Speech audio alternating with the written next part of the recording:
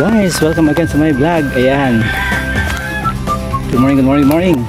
So ngayong umaga guys, hindi pa lang ganun mainit, maglilinis tayo ng ating ayan, may tanim natin, tatanggalin natin ng mga damo guys.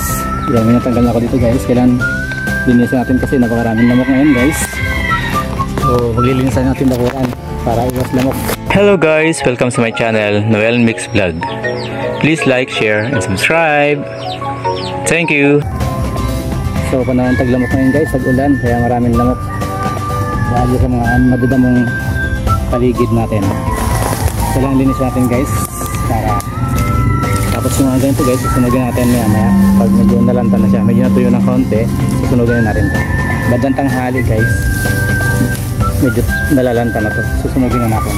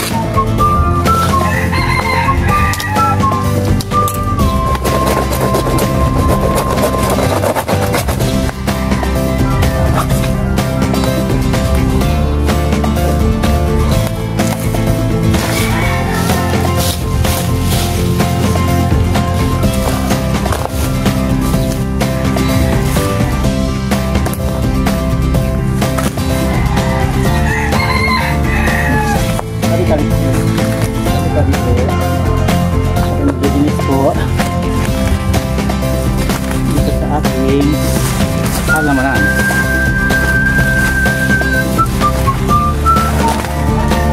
Yan, tataniman ko ng gulay dito guys sa gilid kasi okay naman yung lupa niya pag ulan, hindi ka na gano'ng mahirap para magdilig.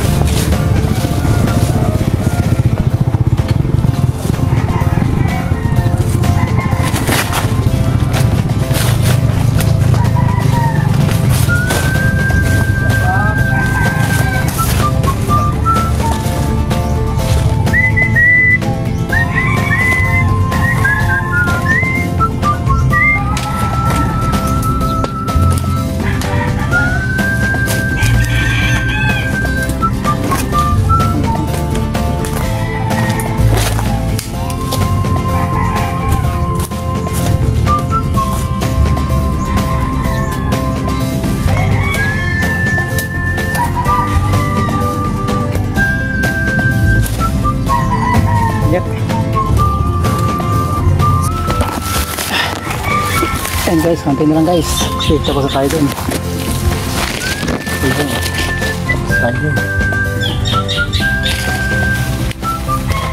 Sige lang guys, konti na lang. Ito na lang. Konting-konti na lang.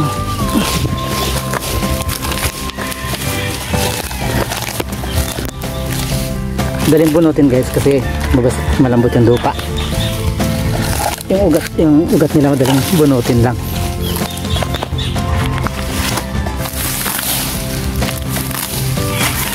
Tabi-tabi po kayo dyan. Yan guys, madali lang. Yung iba napuputol lang. Yung iba nabubunot yung kanilang ugat. Ito may bunutin ang ugat niya guys. Napuputol lang yung kanyang katawan. At least bawasan.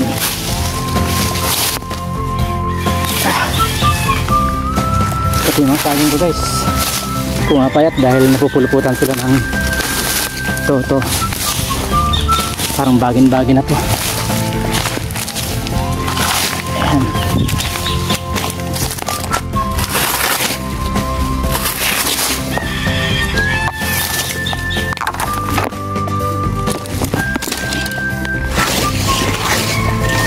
Okay guys, salamat sa inyong pagsama sa aking paglilinis dito sa aming harapan. Tabing kalsada guys. Hindi man sa aming lupa pero tinataniman ko guys. Nililinis ko tapos tinataniman ko. Saging, okra, talong. Para meron tayong alternative na hindi tayo bibili. Pandagdag minus gastos pag may mga tanim kang gulay.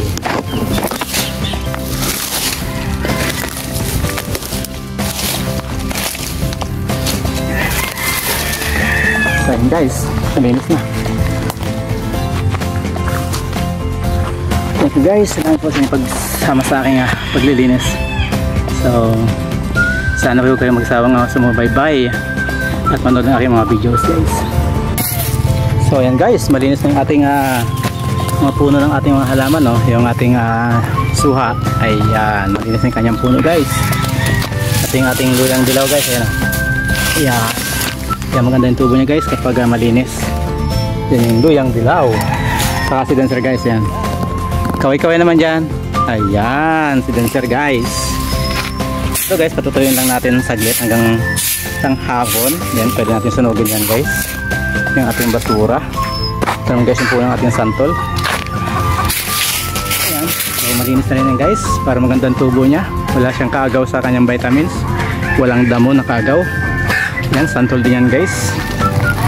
Yan. Binabalik ko yung kawayan guys para hindi kaya ng manok yung puno niya. Yan. So pag natuyo to guys, saka natin susunugin yan. Depende sa klase. Meron tayong malunggay. Ayan. Puno ng malunggay. Yan. Malinis yan guys, paikot yung mga puno niya. Suha pa rin yan guys. Suha. Puno pa rin ng suha. Ayan. Marami tayong suha guys sa tanim. Kasi merig ako yung mga buto niya guys. Kapag maganda yung binili namin na suha, tinatabi ko yung mga buto niya guys. Kaya yan na guys. Yan. Pagpatubo na tayo. Mataas pa sa akin. 5 years, 7 years magbubunga na yan guys. So may 4 years na yan guys. Kaya may 3 years pa para magbunga. Bago magbunga.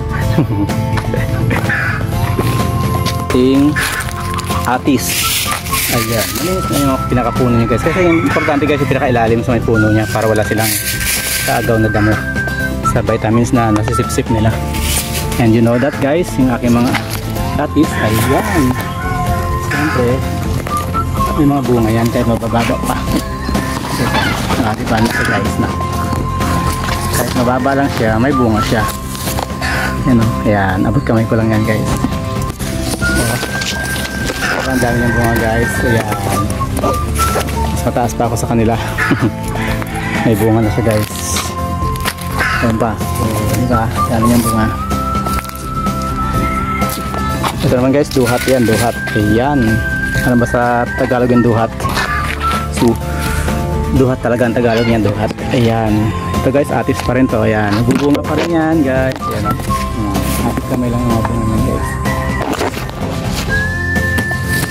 So mga ano to guys, kapag mahilig ka sa mga buto na magtatanim, pag tumubo yun guys, itanim mo na, siguradong ayan, diba? Parang 5 years pa lang to guys, magbubunga na eh, 4 years eh, ganun pala yun. So sabi nila 7 years pa eh bago magbunga, pero alam ko 4 years pa lang mahigit ito eh, kasi 2021 nagtanim ako eh, 2021 pandemic. Ayan guys, magbubunga na oh, 4 years pa lang no, 2025 pa lang ngayon. Ayan. Bababa na. Okay, karoon dami ng bunga. Uy. Malaking bunga guys. Oh. Diba? Oh. Saan ka pa? 4 years pa lang palang mahigit ito guys. Nabunga na eh. Ibig sabihin yung suha ko. Baka malapit na rin magbunga yung suha ko. Diba? Ang dami ng bunga ko. Diba? Saan ka pa? Mas mataas pa ko sa kanila pero may bunga na. Ayan guys, malinis na yung ating paligid. Yan, mga puno nila kailangan malinis. Siyempre mayroon pa lang akong langka guys. Yan, malinis na rin yung puno ng langka. Yan. Oo, langka natin yan guys, malapit na rin yan. 2 years na lang, magbubunga na yan. Atis, suha, langka, atis again. Siyempre meron tayong bayabas dyan. Puno ng bayabas. Kaya lang napaglihan yata guys, unti-unting namamatay. Ayan. Lalanta yung dahon niya guys. Suha uli. So ayan guys, tuyo na yung ating mga damo na tinipon kanina. So pwede natin ito sunugin guys. Ayan. Ayan o. Nalanta na siya, medyo natuyo na. Kaya katantama yan guys para sunugin. Yan, para pati yung usok niya guys, tamang-tama sa lamok, pantaboy lamok guys. Ayan. Ayan guys, so yun na yan. Para atin na sunugin. Sunugin natin ito guys. Tingnan natin ang mga dahon ng saging sa ilalim para madali siyang magapoy. Ayan.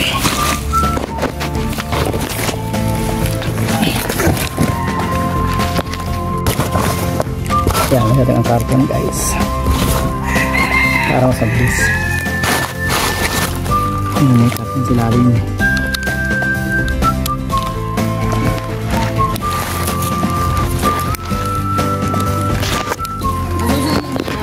Oh.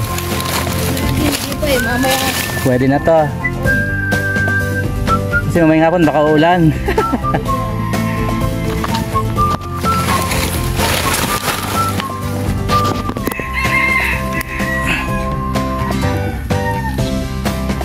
Ayan.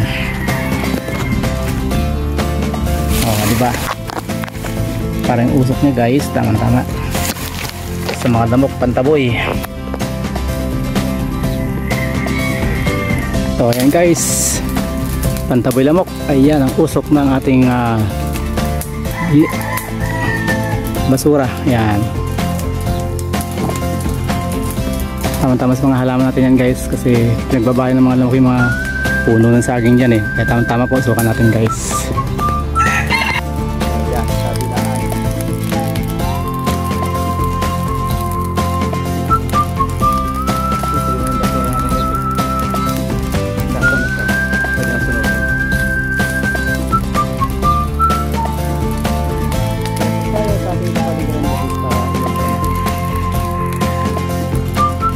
Ayan guys, maraming lamok ngayon, panahon ng tag-ulan, kaya panahon din ng lamok. So magpapausap tayo guys. Ayan, yung ating mga ginapas na damo, pwede natin sunugin yan para magpapausap tayo. Iwas lamok guys, iwas dengue. Ayan, ating mga ginapas na damo na medyo tuyo na, ayan, sunugin na natin. Okay, tama-tama yung usap nyo guys. Yan, magpapausap tayo para iwas lamok guys, saka iwas insekto guys sa ating door na nyog. Yan, so marami siyang bunga guys, kaya kailangan pausukan natin dahil daming insekto guys. Daming insekto sa taas yan, marami siyang bunga guys. Ayan, so pausukan natin dahil ng insekto sinisira niya yung mga bulaklak ng ating nyog. Ayan, tiyatapan ko naman guys ng mga dahon niya kasi alam mo may mga, ayan, sinisira ng mga insekto yung mga bulaklak guys sayang. Yan, tiyatapan ko yung puno niya guys para walang agad ng mga bata. Thank you guys for watching. Siya nga pala guys, kaya naglinis ako ng aking bakuran ngayon kasi balita may parating na bagyo guys this week, kaya naglinis ako ng agad-agad ng aking mga halaman dito para hindi lalago masyado yung kanilang mga damo. So baka this week guys darating yung bagyong si Crising daw guys ang pangalan, bagyong Crising. So kailangan maging handa tayo guys sa mga ganung padating ng mga bagyo. So guys, thank you for watching guys, at salamat po sa inyong suporta sa aking channel, sa aking mga vlogs. God bless us all guys.